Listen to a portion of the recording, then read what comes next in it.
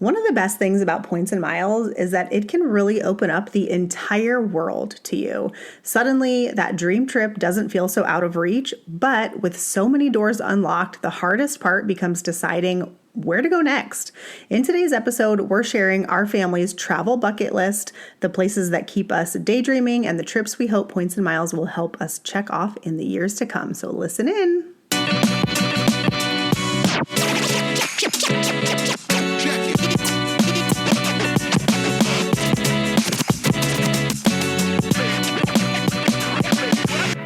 Hi, I'm Rhea. And I'm Dwayne. And we are your hosts of the Travel Party of Five podcast, where we share how we travel as a family of five around the world.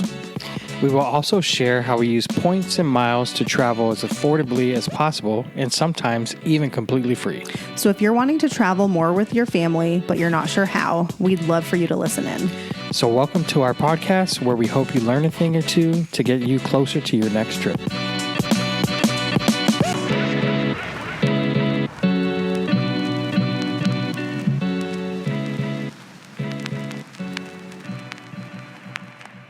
Welcome back. Hello, friends. Thanks for tuning in. I think we have a pretty fun episode today. It was fun for me when I sat down to kind of do the outline for it. And I just told Dwayne right before we clicked record that this might be the most thorough outline I've ever done for an episode. Yes, it is quite thorough. So we're talking all about our bucket list items today. And why are we talking about our bucket list? So I, the other day, was exhausted and was trying to think of some podcast episodes. And I have a whole list that I kind of work off of and pull, topic ideas from. And I'm always adding to it. And then I just I choose based on what's been happening and what maybe makes most sense and is most relevant. But the other day when I looked at my ideas, I hated all of them. So I turned to Instagram. And I asked on Instagram and got probably the most responses I've ever gotten from a question box about what do you guys want to see on the podcast? And a solid 6, 7, 8 of them mentioned what's on your bucket list? What are your bucket list items? What about your kids' bucket lists? And so I thought, oh my God, that's a great episode idea. The people have spoken. And so that's where that came from. Here we are. And what's even funnier is maybe 2 weeks ago, I downloaded the Bucket List app, and I had actually already started making my bucket list because generally it lives in my head. And I thought, I'm sure that I'm sometimes forgetting things that are on my list. And so it would be great if it was all in one spot. And so I thought, this is timely, right? It's a timely topic. So before we jump in, I wanted to do a quick plug that if you have not signed up for the travel strategy points consultation and you're considering it, the price is going to go up in a couple of weeks. And so I would do that sooner rather than later. Right now, the cost is $97. You get a full 60 minutes booked with me. And that comes with a pre-travel questionnaire about what points you have and kind of where you want to go so that I can do some research before the call about how to best help you book your trip. And then we spend the entire hour kind of talking through strategies. And we could even walk through booking it on the call if you wanted to. We can use that hour however you want. But the price is going to go up in a couple of weeks. And so I just wanted to kind of plug that one more time. I'll link it in the show notes if you are wanting to sign up. Again, this is if you're advanced in points and miles, this is not for you. This is for people that are newer to the hobby and maybe have accrued the points, but are either not sure how to best redeem them for the trip that they want, or are maybe afraid they're not getting the best value and just kind of want someone to walk them through it once so that then they can do it in the future on their own. So anyways, that is what that is for. I will link it in the show notes and let me know if you have questions. Okay, I'm excited to talk about the bucket list. Go ahead. No, I was just going to say I was listening to a podcast this week, and, the bucket list, the term bucket list, originated in 2006. That's it? Yeah. Where did it come? I think it was from the movie, but I can't remember what podcast I was listening to, but the person on it was saying that he's pretty sure he started it. Or she. I can't remember who, but I have to go back and listen to my podcast again. What podcast was it? It's either Conan O'Brien or the Smart List podcast. Oh, that's the one with Jason. What's his name? Yeah. What is his name? Jason Bateman. Bateman. Thank you. Yep. Yeah, so I thought I'd just share that. That is interesting. It's crazy. Okay, so a Google search has told me that the phrase bucket list has originally came from the phrase kick the bucket, right, which means die, but was then popularized by the 2007 film The Bucket List, which had Jack Nicholson in it, right? And Morgan Freeman. There's also a Reddit thread that says, "Sorry to break it to you, the term bucket list did exist before 2007," which is funny. Anyways, so on the note of the bucket list, if you guys don't know the Bucket List family, which maybe is crazy because they have literally millions of followers on YouTube, but not that crazy because I just discovered them like less than a year ago. And before that, had never heard of them.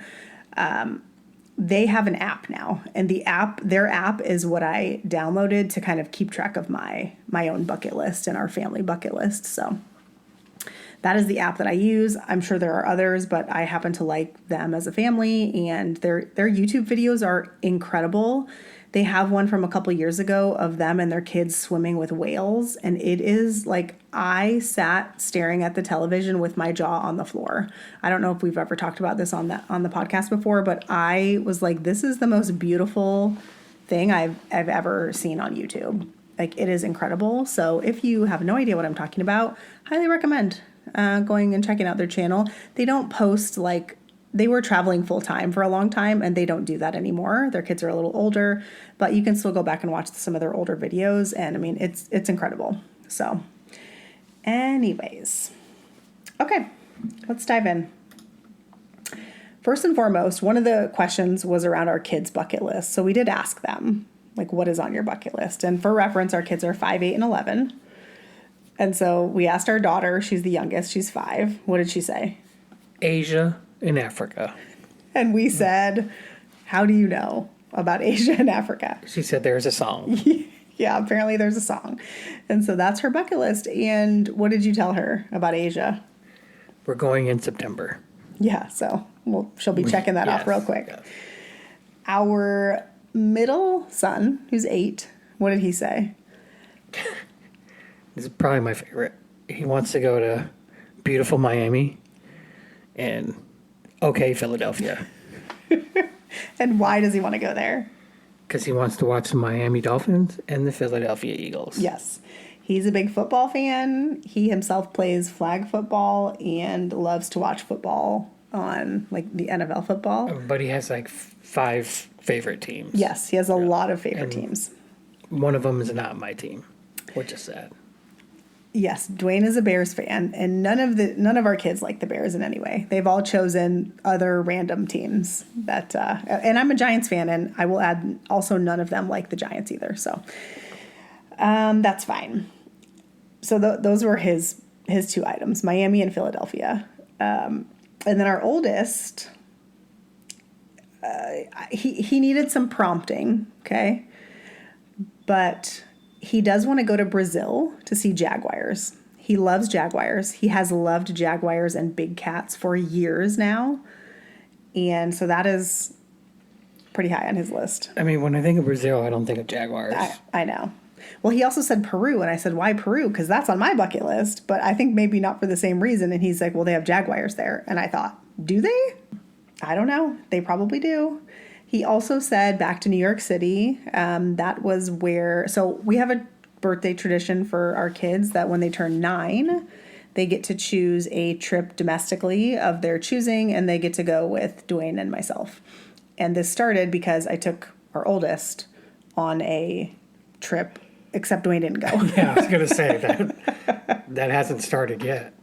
It has started. You just didn't go on the first one. And the reason was I was going for a baby shower. And so we kind of added the New York City during Christmas time onto that trip.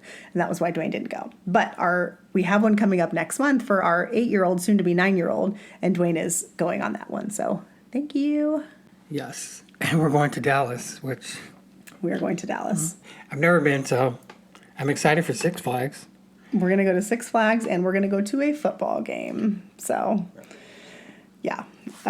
We will have an episode all about that for sure.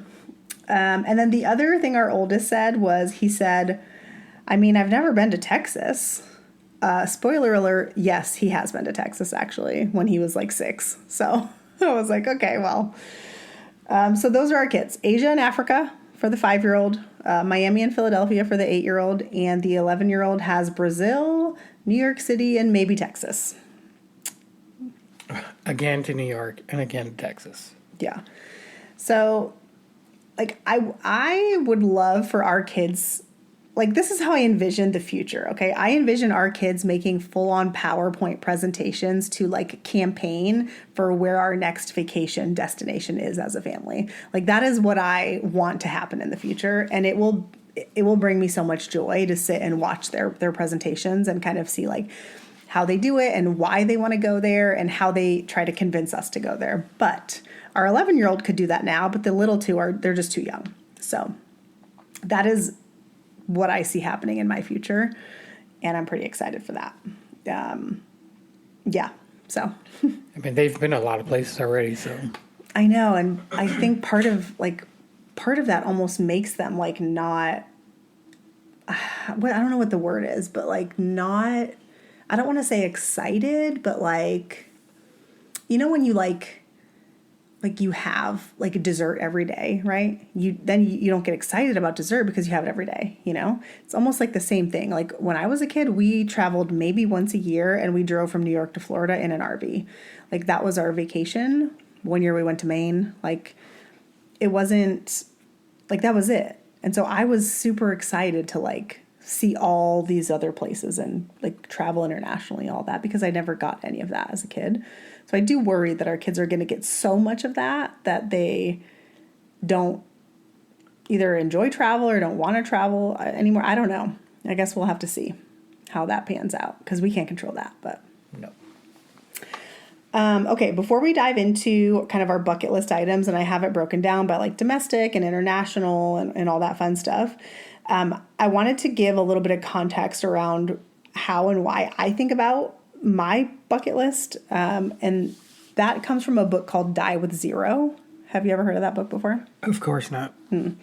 So there's basically, like, two kind of main themes of the book. And have you heard of the financial independence, retire early community? Maybe from you, but. Yeah. So the FIRE community, which stands for Financial Independence, Retire Early, are basically people who save, like, a hefty chunk of their income now so they can retire early, okay? We are not necessarily in that bucket, but we do, max out our 401ks and all that fun stuff. So we're on our way. The Die with Zero is kind of a direct contrast to that, where it basically talks about using the money that you have earned and saved while you are alive, so that when you die, there's nothing left. And that's definitely my parents. Definitely not your parents. Oh no, it's not my parents at all. And the idea is, like, you want to create, you don't want to be so frugal that you're, like, not allowing joy into your life, and that you're not spending money on the things that you love, And that can be, obviously that's super different for everyone, right? What I love is travel, right? For some people it's like, I'm gonna blow, $20,000 to invite 50 of my closest friends to this, like, birthday party that I want to throw for myself. Like, there can be all kinds of things, right? Dwayne, why are you laughing? I never met anyone like that, I don't think. And I don't think you have either. I don't know what made you use that as a... Because saying, like, I would be one that, would buy a fancy car or more shoes, or, you know what I mean? Like, yeah, a sports car. That's me. Definitely not you. I felt zero joy when you said that.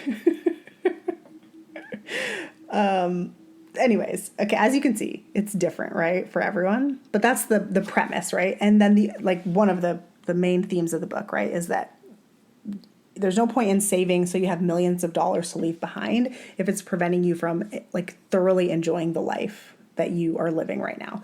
The other premise of the book is that you should kind of think about your life in like decades, right?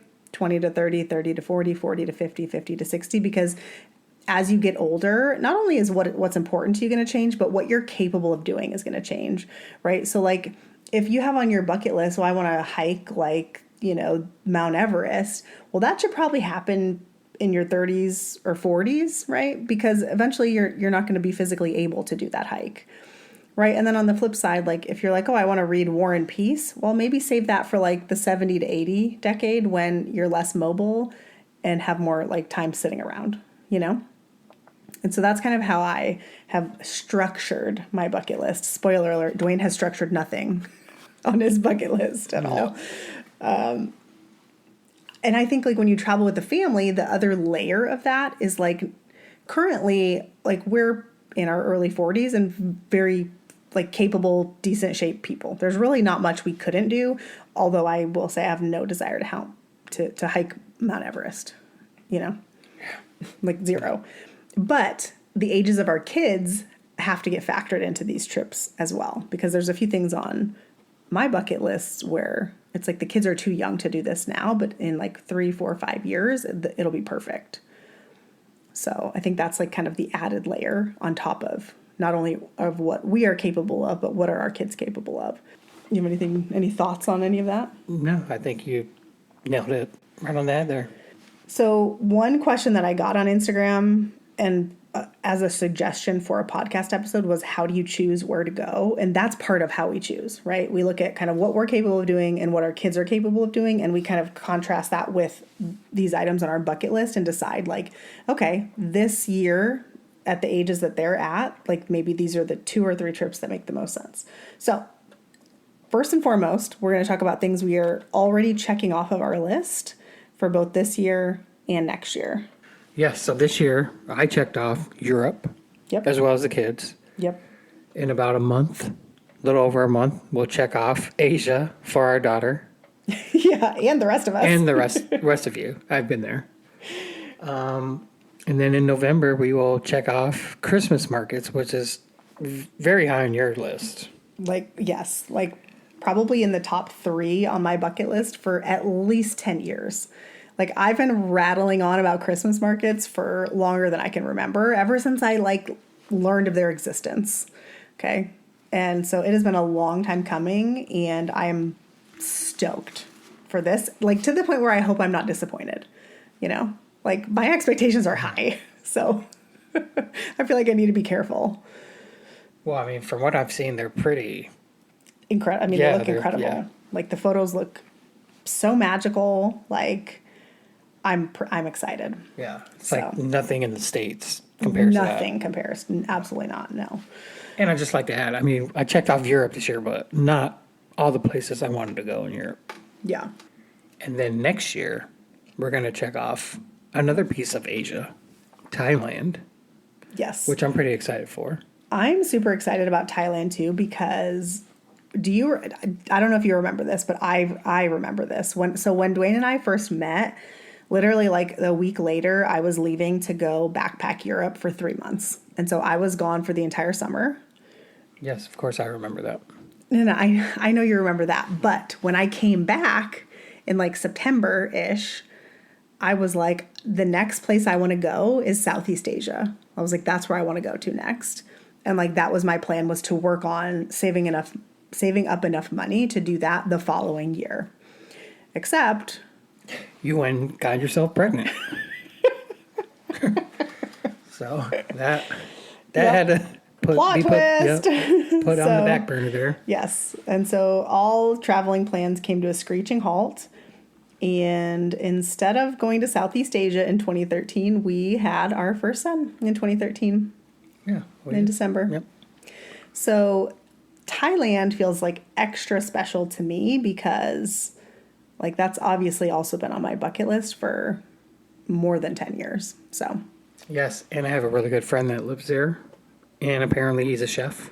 So hopefully we can meet up with him and eat some good food. One thing that if you don't know or haven't noticed about Dwayne is Dwayne has friends that live everywhere. And I think that comes from growing up as a military brat on an army base in Japan. His friends live everywhere. Yes. in all kinds of countries. Like, it's crazy. So, yeah, I hope we can go to his restaurant. His restaurant. Terrence, shout out to you. So, yeah, hopefully we can do that. Okay, what else is on what else are we checking off our bucket list for next year? Scotland. And London for me. Oh, yeah, that's right. Yep, London and Scotland. We're going to do both together. Scotland was actually a request of my mom. And I mean, it's been high on my list too, because I love Outlander, like love it. And so excited to go to Scotland. But going back to the whole die with zero kind of mentality is my mom has always wanted to go to Scotland. She's been to Ireland, but not Scotland. And my mom is like close to 70. And so we are getting to the point where my parents are getting a little older. They're starting to slow down. Of course, as I'm saying this, they're literally driving like their renovated van across the country on their way up to like Oregon right now is where they are. They've been gone most of the summer. So I don't know if they think they're slowing down, but to me, they're slowing down a little bit. So prioritizing this trip while my mom is still able to take it is, I think, super important. So that's part of how Scotland kind of made it into 2026, you know? My parents, unfortunately, they have slowed down. They're a lot older than your parents, but yeah, but your parents they still travel a good amount, and they're very social. Domestically, yes, they're very social, more social than us. I mean, yes. Okay, and then third on our list that we think we're going to check off next year, but like it's not fully booked, and like plans could change. But the tentative plan right now for our fall break is Italia. Yes. And so I've been to Italy twice, so this would be my third time. Dwayne and the kids have never been. And I love Italy so much. Like, I would go back 100 times. We also will likely go to a few places in Italy that I haven't been. So it'll be a nice mixture of like familiar versus not. And one thing that I love about traveling is like getting to experience a place through the eyes of someone else that I love, right?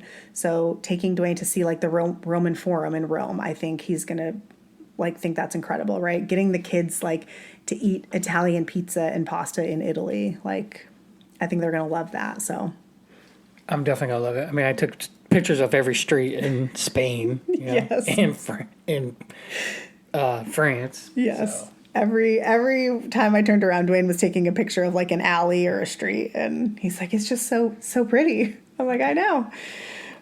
Okay, so those are the things that we will check off this year, have checked off this year, or are going to check off next year.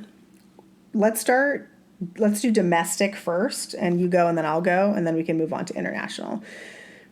What is on your domestic bucket list? What did you first say when I asked you? I mean, honestly, I said nothing. And then I thought about it, and, you know, I said Cape Cod. Never been to the Northeast U.S., you know. I would go for you've been to New York. Well, New York, yeah. I would go for the seafood, for sure. Yeah. But I would only go in the summertime. Yes. So, yep. Throw that out there. Cape Cod is one of mine, too. I've been to Cape Cod. I grew up when I was very little. There was a few years in a row where every summer we would drive from where I lived in New York to Cape Cod, and we would rent a cottage, and my aunts and my uncles and my cousins and my grandparents and everyone would be there, and it was so fun. I like remember just slurping down clams dripped in butter. Like it was so good. I was like 4, but it was so fun. I remember walking to the pool on the gravel with bare feet and it hurting my feet. And I remember walking along the side of the road, carrying like all the beach stuff, walking to the beach. Super fun. Yeah, I'm for it. I think there's another thing on your bucket list though, that's domestic that maybe you forgot. What would that be? Alaska. Oh yeah. Yeah. Sure. An Alaskan cruise? Yes. Yeah. I have an old coworker of mine is on an Alaskan cruise right now, and she's posting pictures of like whales and just the scenery. Doesn't it look incredible? Yeah. Yeah, so my bucket list is an Alaskan cruise, Cape Cod / Nantucket because I love Elin Hildebrand and all her books. And she writes about Nantucket as if it's the most magical place on earth. And like, I have to go there and experience that at least once in my life. And then the other thing that's on my bucket list is Yellowstone National Park and like the Grand Tetons, that area. That is also pretty high on my list. Yeah, I can agree with that. Okay, let's move on to international because that list is much longer. What is on your international bucket list? Well, when you first asked me, I said the Maldives. Like Bora Bora. What else did I say? I forgot. You said Australia, New Zealand. Yeah. Yeah. I want to see the toilet flush the other way. Do you know what I mean? I think that's true. Is that true? It is true. Come on. Is that true? Yeah, it's true. It's like the only reason why I want to go there. Oh my God. No, it's not. Yeah. Wait, I was watching like House Hunters or something you had on the other day, and I'm pretty sure it was it had to have been in Australia. There was like people were looking at a house and there was just a kangaroo hopping along the street. A lot more than kangaroos. All types of freaking critters out there. Yeah. Okay. So wait. So Bora Bora, Maldives, Australia. Do you have any like New Zealand? Do you have like?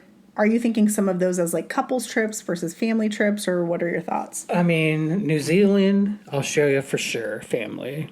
But like Maldives and like Bora Bora, I think, couples. I mean, I would love to take the kids, but it would be really expensive for all of us to go. Oh my gosh, it would be so expensive, especially the Maldives is so far. Bora Bora is actually not as far, especially because we're on the West Coast. Or like Fiji, Yep. South Pacific, for sure. I think you can't stay in an overwater bungalow when you have kids anyways. Nor would we, because my anxiety couldn't handle it. But like, I think your kids have to be over a certain age before you could even do it. So, okay. This is my international bucket list. It is very long. Okay. So in fact, it's so long, I'm not even going to list it all, but I'm going to list like maybe like, I don't know how many things are here, like 6, 7, 8 things. Okay. So number 1, an African safari. I'm going to list them and then we're going to talk about a few of them. So number 1, African safari. Number 2, I really want to spend like a several week trip to like Denmark, like Copenhagen area, and then maybe Sweden in the summer where the sun doesn't set until like midnight and you can just like really like squeeze every second out of every day. I recently saw someone do a Norwegian fjords cruise and I thought that looked incredible. They did it with kids. So I was like, okay, yes, add that to the list. Something that has been on my list also since I traveled to Europe like 12 years ago is I want to rent a car. I want to drive from Paris all the way down through Normandy and then through all the little French towns all the way down to the coast, like Nice, Cannes, that area. And stay in the little French towns. I think doing that with the kids would be fun too, as long as you're not driving a ton every day. Peru and Machu Picchu. Yes, that's definitely on my list too, for sure. South Korea and Vietnam and Singapore. Yep. I've been to South Korea, not Vietnam. I want to go to Istanbul and Cappadocia for the hot air balloons. Looks stunning. I call it Cappadocia. I did for a long time, but it's not.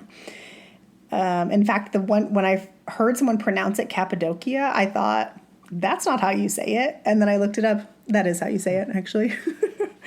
It's like same thing with like Edinburgh in Scotland. It's not Edinburgh, like I thought. And then Iceland is also really high on my list. These are all like family-ish trips. And then I also have some couples travel, which I have Bora Bora in Greece.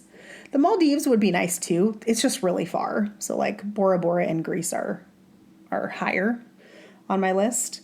And then I also have kind of like a solo travel category.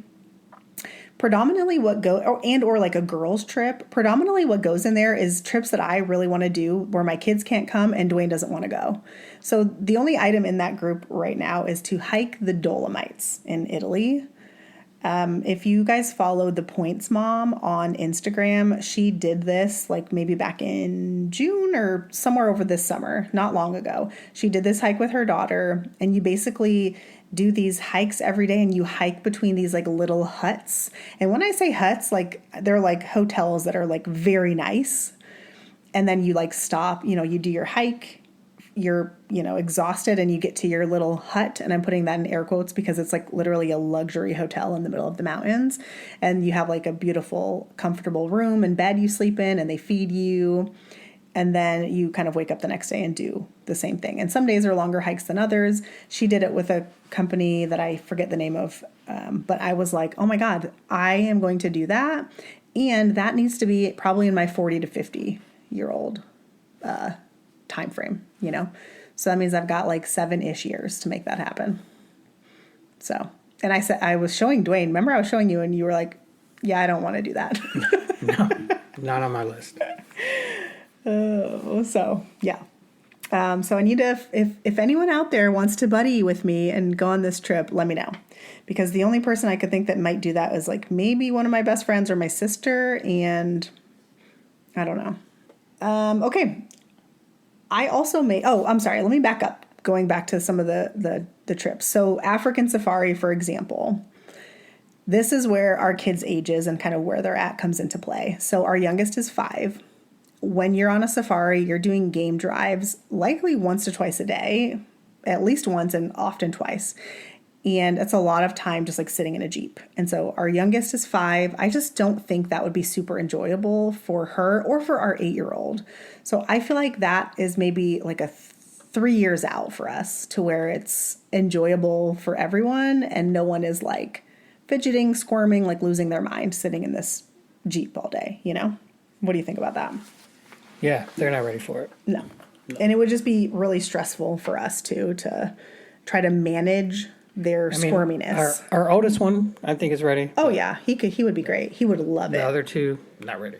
Our oldest all of our kids love animals, but our oldest loves animals like so much. He would love it. Yeah. Our youngest would try to pet the lion. Yeah. Can't do that. Nope, can't do that. And she wouldn't listen when we told her not to. So right. She's in a phase right now where she knows best. But some other things like the Sweden, kind of Denmark, Copenhagen summer, I envision, we could do that now. Machu Picchu is another one where our kids need a few more years before we can make that happen. I think it's a lot of hiking, right? Yeah, you don't have to hike it. You can also like, they have like a bus or a train or something.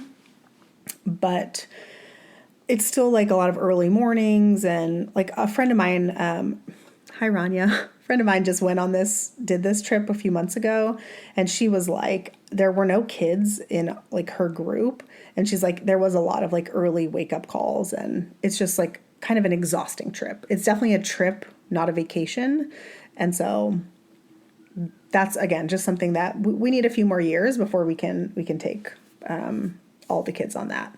Is that one of the 7 wonders or no? Yeah, I think it is. I'm pretty sure. If it's not, someone will tell me on Instagram for sure. Okay, lastly, I also have a few hotels that are on my bucket list. Dwayne does not have any kind of hotel bucket list, so no. I didn't ask him because I already knew.